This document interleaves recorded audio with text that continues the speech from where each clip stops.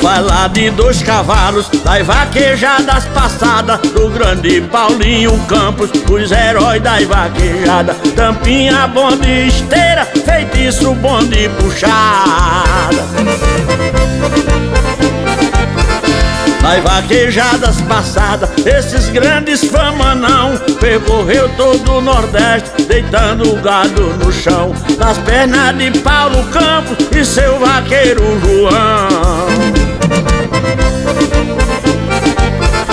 João vaqueiro corria, batendo forte a esteira desse cavalo Tampinha, que era manso de porteira e nunca correu um boi pra perder uma carreira.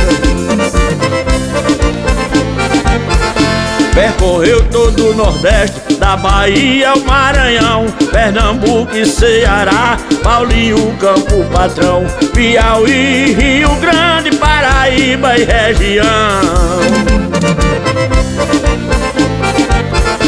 E o cavalo feitiço, uma máquina turbinada, o rei de pancada em touro naquelas épocas passadas, Paulinho Campo puxando nas maiores vaquejadas.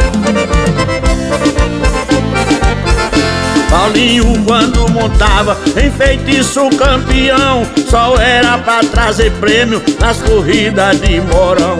Foi campeão muitas vezes nas festas de apartação.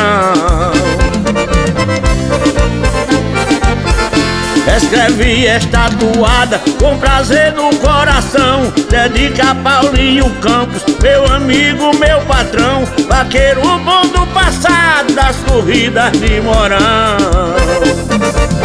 E aqui vai meu abraço ao doutor João Lucena, em Vitória de Santo Antão, Pernambuco.